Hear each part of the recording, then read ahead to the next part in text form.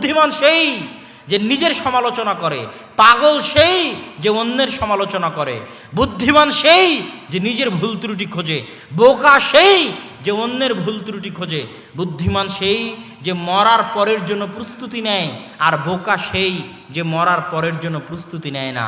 ওই যে যুবক 50,000 টাকার চাকরি ছেড়েছে দাড়ির জন্য, ও পাগল নয়, যারা ওকে পাগল বলতেছে তারা পাগল।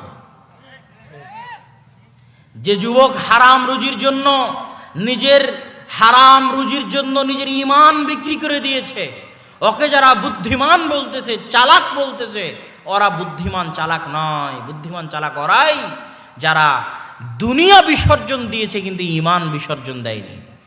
ইন্নামা ইয়াখশাল্লাহু মিন ইবাদিহিল উলামা, আল্লাহকে ভয় করে জ্ঞানীরা, বুদ্ধিমানেরা, চালাকেরা আল্লাহকে ভয় করে।